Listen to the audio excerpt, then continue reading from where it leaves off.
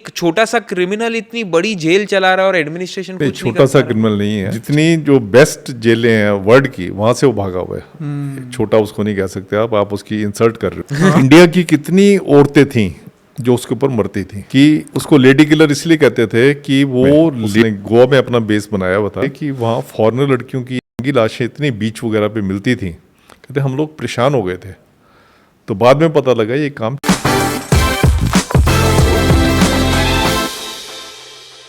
मुझे एक चीज था कि आपने जैसे चार्ल्स शोभराज ने आपका ज्वाइनिंग लेटर दिलाया था, तो मतलब आप फिर ज्वाइन हुए तभी चार्ल्स शोभराज शायद आपके जेल में ही था। तब एक ही जेल होती थी। अच्छा, तभी एक ही जेल होती थी, तो तभी वो था आपके साथ। हाँ। अच्छा, ये सन में 76 में, ये 1976 में ये जेल में आया था। आपको ऐसा नहीं लगता है कि एक क्रिमिनल जब एक तिहाड़ जेल को कंट्रोल कर रहा है तो यहाँ पे कहीं ना कहीं जो एडमिनिस्ट्रेशन है उसका ही फॉल्ट है? क्योंकि एक क्रिमिनल आदमी कैसे इसको चला सकता है? भले चलो वो ब्लैकमेल कर रहा है लोगों को, एक छोटा सा क्रिमिनल इतनी बड़ी जेल चला रहा है और एडमिनिस्ट्रेशन कुछ नहीं छोटा सा क्रिमिनल नहीं है। चार्ल्स शोभराज जो है पता नहीं कितनी जगह से वो जेलों से, जो विश्व की जो बड़ी बड़ी जेलें हैं, जो सिक्योरिटी जेलें हैं, वहां से भागा हुआ था। उसका तो आप किताब पढ़ेंगे, सर्पेंटाइन और ऐसे उसने लिखी है, life and history of Charles Sobhraj, best seller किताबें हैं। तो जितनी जो बेस्ट जेलें हैं वर्ल्ड की वहां से वो भागा हुआ है। छोटा उसको नहीं कह सकते आप उसकी इंसल्ट कर रहे हो। छोटा मतलब इन द सेंस ऑफ के in terms of morality and humanity के एक वैसा एक क्रिमिनल ही है फाइनली। चलो भले आप इंटेलिजेंट क्रिमिनल बेसिकली क्रिमिनल है। वो करता क्या था कि उसने गोवा में अपना बेस बनाया हुआ था। गोवा में जो फॉरेन लड़कियां हैं वो शक्ल से बड़ा स्मार्ट लगता था। मैं आपको ये बताऊं, अच्छा इतना स्मार्ट लगता था, मतलब जैसे गोरे चिट्टे और एकदम स्मार्टनेस से जैसे बोलते हैं ना, अच्छा इतना अच्छा उसका बोलने का ढंग था कि उसको लेडी किलर इसलिए कहते थे कि वो लेडीज के साथ, तो खासकर फॉरेनर जो लेडी हैं उनके साथ एकदम इंस्टेंट दोस्ती कर लेता था। और इंडिया की कितनी औरतें थीं जो उसके ऊपर मरती थी।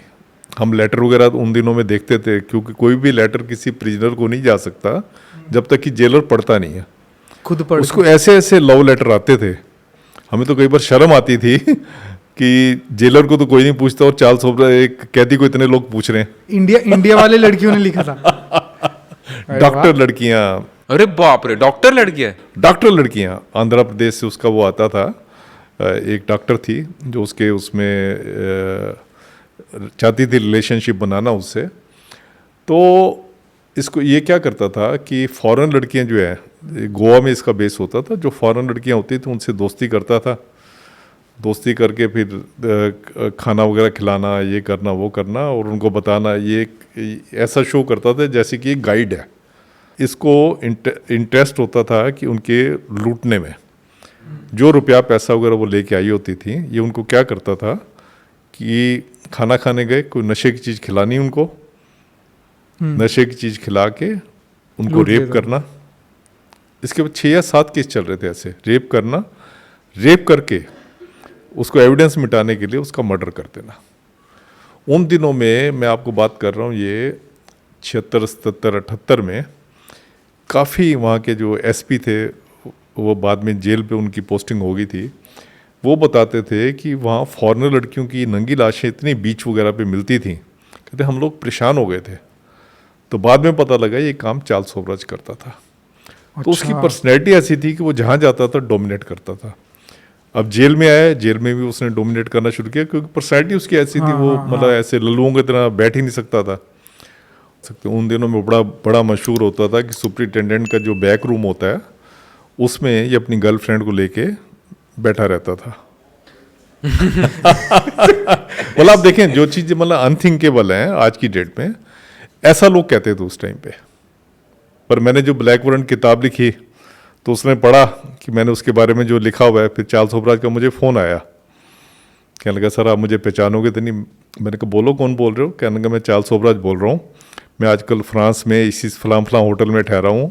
और उसने अपने होटल की फ़ोटो भेजी और फिर कहने लगा सर आपने जो लिखा है बिल्कुल सच लिखा है, मैं आपसे इतना इम्प्रेस हूँ, आपको कोई अपनी किताब को प्रमोशन करने के लिए मेरी ज़रूरत चाहिए तो मैं आपकी किताब की प्रमोशन करने के लिए तैयार हूँ। मैंने कहा नहीं भैया नहीं, मुझे कोई प्रमोशन नहीं करवानी, क्योंकि इनका क्या होता है वो इतना तेज है, अगर वो मेरी अगर 10 पैसे की हेल्प करता है मुझसे, वो उम्मीद करता है कि मैं 100 पैसे की उसकी हेल्प करूंगा। वो मैं नहीं चाहता, मैं अपना बिल्कुल अपना शांति प्रिय तरीके से सब कुछ जो है काम किया है। आप मानोगे नहीं, ये जब सुप्रीम कोर्ट में अपना केस आर्गू करता था, ये वकील नहीं करता था अपना, अच्छा, खुद आर्ग्यू करता था? खुद आर्गू करता था। अरे और वाह। जितने कॉनमैन होते हैं ना, जो चीट होते हैं, इनको केस डिफेंड करने में बड़ा मजा आता है।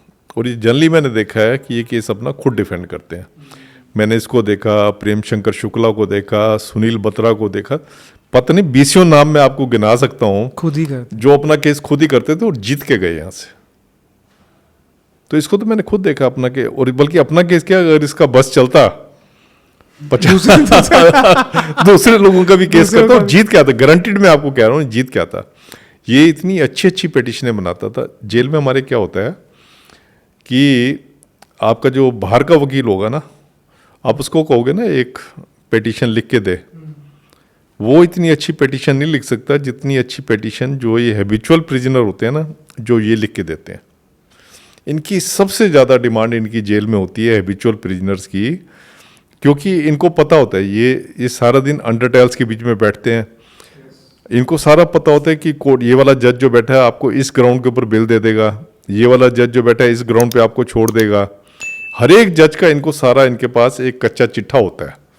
तो इसलिए इनको पता होता है कि मैं ये वाली पिटिशन लगाऊंगा तो इस जज के पास जाएगी, और इस वाले जज को आप अगर ये वाली बात कहोगे तो आपको छोड़ देगा।